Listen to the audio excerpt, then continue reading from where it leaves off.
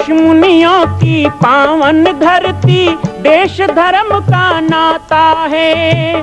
कहते सारे लोग यही हैं, गो हमारी माता है। जाग उठो ओ भारतवासी, जाग उठो ओ भारतवासी, गो पर छुरियां चलती हैं। बंद करो गो माँ की हत्या, सारी जनता कहती है। बंद करो गो माँ की हत्या, सारी जनता कहती है।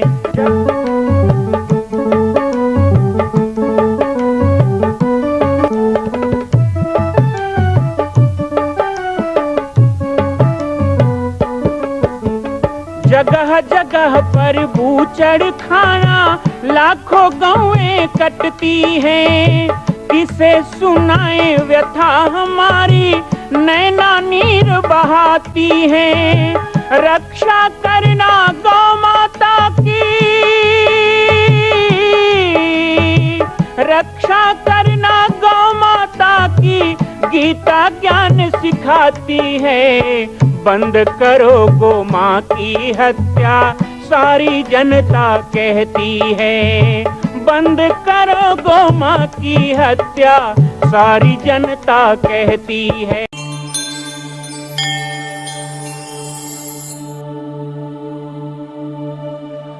जय श्री राम, जय गौ माता, जय गोपाल।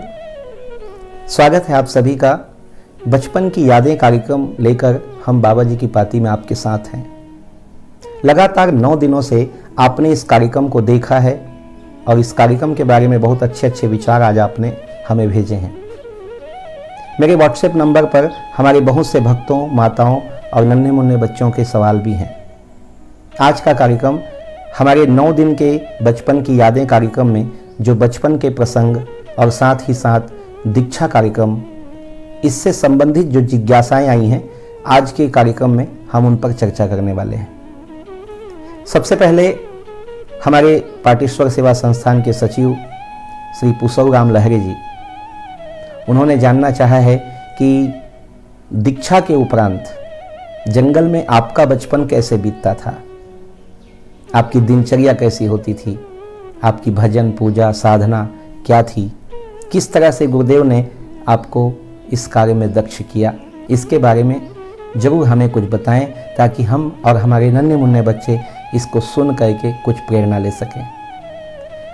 पुष्पराम लहरी जी, मैं जरूर इस विषय पर चर्चा करूंगा। दूसरी बात हमारे पास जिज्ञासा के तौर पे आई है कि बचपन में हर बालक शरारती होता है, शैतानियाँ होती हैं, चंचलता होती है, चपलता होती है, फिर वो गृहस्थ में हो या साधु जीवन में हो। तो कैसे गुरुदेव आपको अनुशासित कर पाते थे या कैसे संभालते थे? क्या आप चपल थे? क्या आप जंगल में भाग जाते थे, छुप जाते थे, गुरुदेव आपको ढूंढते थे, कभी ऐसा हुआ? ये सवाल हमारी मैया ने किया है। और इसी तरह एक नन्ही गुड़िया है नेहा, जिन्होंने हमें व्हाट्सएप करके पूछना चाहा है कि बचपन में भूख बहुत लगती है, आप चूँकि घनघोर जंगल में थे और एक साधु जीवन में भोजन समय पर ही मिलता है, तो ऐसी स्थिति में अपने भूख पर कैसे आप नियंत्रण कर पाते थे? और दूसरा, नेहा गुड़िया ये जानना चाहती हैं कि नींद भी आप समय पर ले पाते थे या नहीं, क्योंकि साधु जीवन में जागना पड़ता है, तो भूख और नींद को कैसे संयमित किया गया, ये आपने जानना चाहा है। ये 2 विषय हो गए हैं, आइए 2 विषय पर चर्चा कर लेते हैं। अभी शिवाली बहन के द्वारा भी जिज्ञासा है, जगदलपुर से, उन्होंने कुछ जानना चाहा है। सबसे पहले मैं पुष्पराम लहरी जी, जिन्होंने कहा कि आपकी दिनचर्या कैसी होती थी। हालांकि बचपन की यादें कार्यक्रम में मैं अपनी कुछ दिनचर्या आपके साथ साझा करने वाला हूं, बांटने वाला हूं। अभी हम चर्चा कर रहे थे 24 फरवरी की, और 25 फरवरी को क्या हुआ वो भी अभी बताना है। पिताजी मुझे जंगल में छोड़कर चले गए थे, कैसे गए, उस समय की क्या मनोदशा थी, वो भी बताना है। लेकिन हम सीधे सीधे लहरे जी के प्रश्न पर ही आते हैं। दिनचर्या कुछ विशेष नहीं थी, क्योंकि देखिए वीणा की तार को उतना ही तानना चाहिए कि वो स्वर दे, ज़्यादा जोर से तानेंगे तो वो टूट सकता है। गुरुदेव इस सिद्धांत के पक्के। गुरुदेव हमारे बाल मन पर बहुत आज़ादी दे करके धीरे धीरे वो संस्कार डालने का प्रयास कर रहे थे। गुरुदेव ने कभी थोपने की बात नहीं कही। कबीरदास जी की वाणी याद आती है कि मानना बंदगी है और मनवाना गंदगी है। जबरदस्ती किसी से मनवाना, और गुरुदेव सदा कहते आए हैं कि जबरदस्ती में योग नहीं होता, और यदि जबरदस्ती योग करवाओगे तो रोग जरूर हो जाएगा। तो वो हमारे ऊपर किसी प्रकार का दबाव नहीं डालते थे। सुबह होती थी, वो कहते थे कि योगी का समय हो गया, उठना चाहिए, तो हम फटाफट उठ जाते थे कि योगी बनना है। उसी को डांट के कहते तो शायद गुस्सा भी आता, या हम नहीं मानते, लेकिन वो यही कहते योगी सुबह उठ जाता है। स्वयं गुरुदेव 4 बजे उठकर धुनी में बैठ जाते थे। कुछ माता पिता आज भी अपने बच्चों को संयमी होने के लिए बोलते हैं, योगा करो, ये मत खाओ, ये खाओ, सुबह जल्दी उठो, लेकिन खुद माता पिता ना उठें तो बच्चे कैसे उठेंगे। खुद माता पिता यदि बजाय की गलत चीज़ें खाएं और बच्चों को अच्छी चीज़ खाने को कहें, कुल मिलाकर संस्कार देने वाला संस्कारी होगा ना तो संस्कार आएगा। गुरुदेव 4 बजे ही उठ जाते, और मुझे अच्छी तरह पता है उठ करके धुनी को प्रज्वलित करते, और धुनी जब जलने लग जाती तो गुरुदेव आसन में बैठ करके बहुत सुंदर स्वर लहरी से भगवान की स्तुति करते। और उनका बहुत प्रसिद्ध जो मंत्र था सुबह का, वो आज भी कानों में गूंजता है, हे रामा पुरुषोत्तमा नरहरे नारायणा केशवा। कितना प्यारा लगता था। और पूरा एक श्लोकी रामायण, एक श्लोकी भगवत गीता, ये सब गुरुदेव आलाप में गाते थे। और वो स्वर लहरी कानों में गूंजते गूंजते हम नींद में भी भगवान का दर्शन करने लगते। 5 बजने लगती, गुरुदेव 1 घंटे तक भजन करते, फिर हमें कहते उठ जाओ, योगियों को उठ जाना चाहिए। हमें तो योगी बनना था, उठ जाते थे। ठंडी का दिन होता तो तकलीफ होती थी, लेकिन गुरुदेव के साथ कमंडल पकड़ के चल पड़ते थे नीचे नहाने के लिए। फिर जंगल जाना, शौच आदि से निवृत्त होना, उसके बाद आना, मिट्टी से हाथ पांव धोना, गुरुदेव जैसा जैसा करते। दातून करना, कितनी बार कुल्ला करना है, कितनी बार क्या करना है, धरती को प्रणाम करना है, फिर जल को प्रणाम करना है।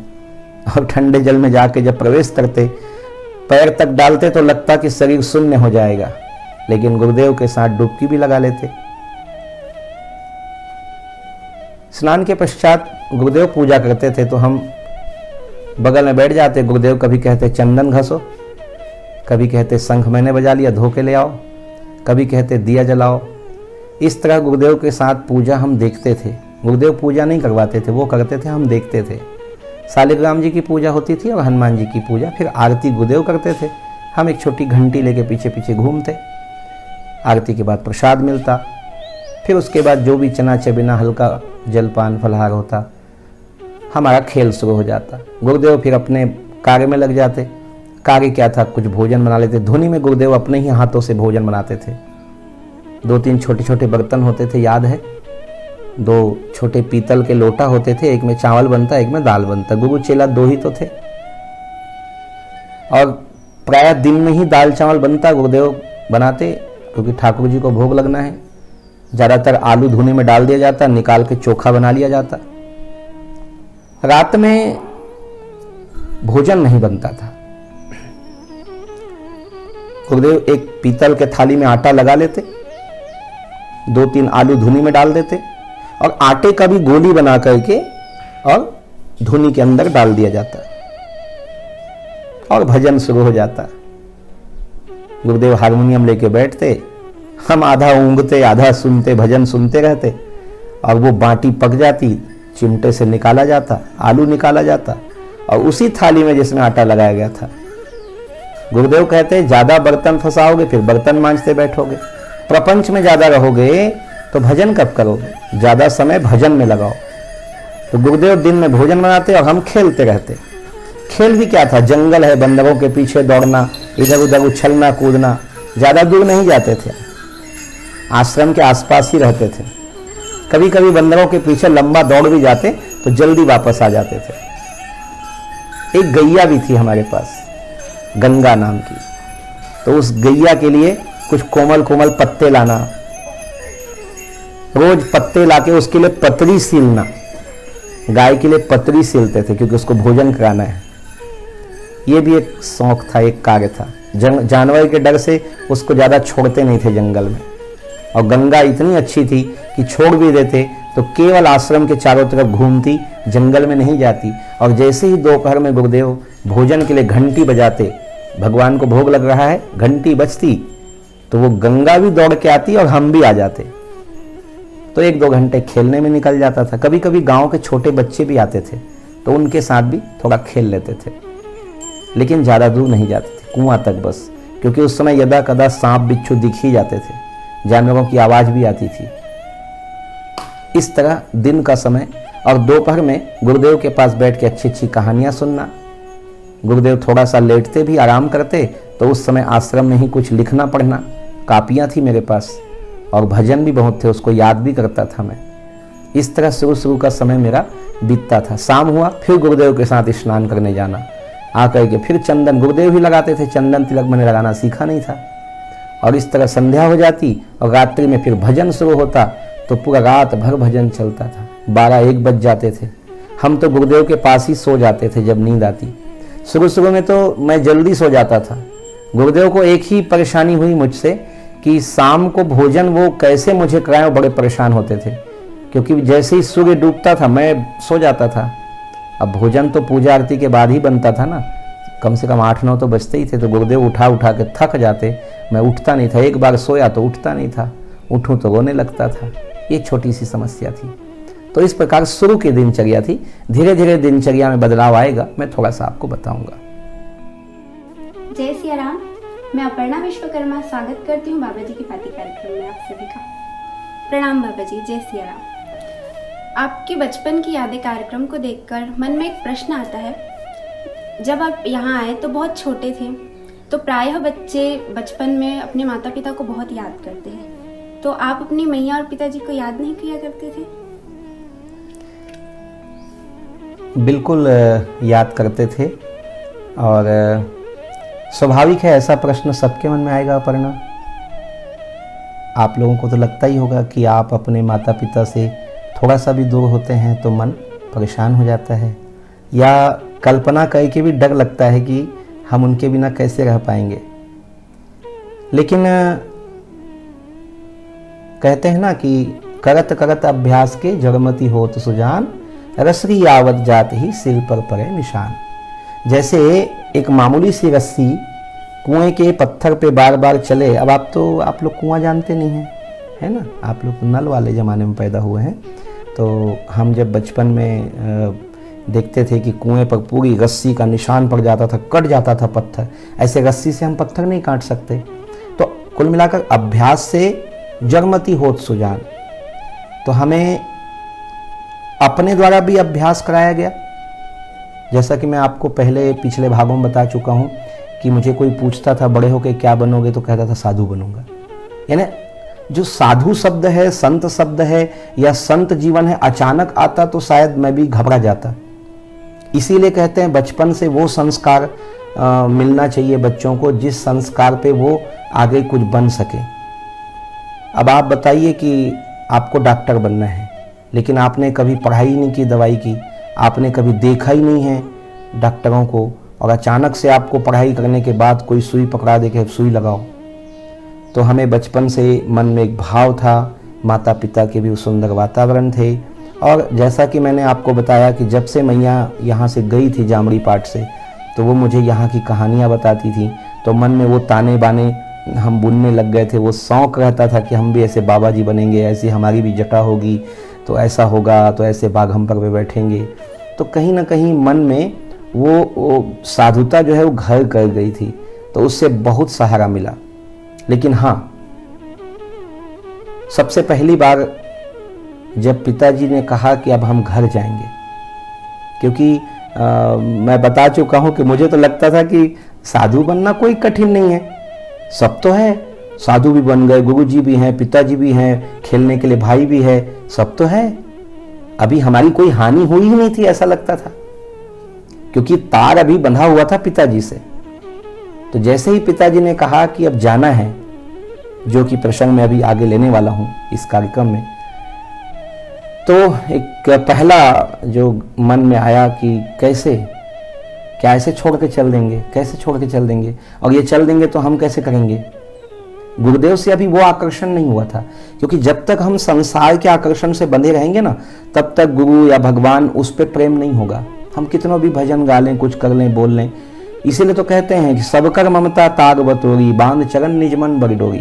सबके तरफ जो आसक्ति है, लगाव है, उसको धीरे धीरे कम करना है। और किधर लगाना है, तो ठाकुर जी की तरफ लगाना है, कन्हैया की तरफ लगाना है। तो अभी वो हुआ नहीं था, अभी हमारा जो कुछ था कच्चा था, बस कच्ची डोरी से बंधे थे गुरु जी से, लेकिन पिताजी से तो अंदर से बंधे हुए थे। तो जैसे उन्होंने कहा तो हमारा रोना पीटना शुरू हो गया। हमने कहा नहीं, आपको नहीं जाने देंगे। वो बोले क्यों, आप तो साधु बन गए, अब आपका अलग रास्ता, हमारा अलग रास्ता, हमें तो जाना पड़ेगा। हमने कहा नहीं, हम कुछ नहीं जानते, तो हम भी साधु बन जाएं। तो डर लगता था फिर मैया का क्या होगा। तो मैंने कहा नहीं नहीं, आप क्यों साधु बनोगे, मैं तो बन गया ना, आप साधु मत बनो, हम बन गए, आप यहीं रहो। तो बोले बिना साधु बने मैं कैसे रहूंगा। मैंने कहा वो मुझको नहीं पता, आप रहो। बच्चे तो ऐसे ही बोलते हैं ना, वो रीजन नहीं दे सकते हैं, बोलते हैं। तो ऐसा कुछ हुआ, और मन में मैया के प्रति भी थोड़ा आया कि क्या मैया से हम मिल पाएंगे, नहीं मिल पाएंगे, उनकी याद आई। लेकिन अभी मैया जो है वो कमज़ोर थी, अभी सामने पिताजी थे, तो उनके लिए था। तो वो पहला था। आपका कहना स्वाभाविक है, माँ बाप इतने प्यारे होते हैं कि भगवान को भी माँ बाप के लिए रोना पड़ा है। तो हम तो साधु ही बने थे, कोई बहुत बड़ा पहाड़ थोड़े तोड़ लिए थे। तो बिल्कुल याद आया, और आगे भी आपको कुछ विषय में बताएंगे कि क्या क्या हुआ। ठीक है, बहुत बहुत धन्यवाद बाबा जी। एक ही जिज्ञासा मन में थी। बहुत बहुत धन्यवाद अपर्णा बेटू का भी। और आज की बाबा जी की पाती कार्यक्रम को हम यहाँ पर विश्राम देते हैं। कल पुनः आप लोगों की जिज्ञासाओं पर कड़ी को आगे बढ़ाएंगे और बच्चों के प्रश्न पर चर्चा करेंगे।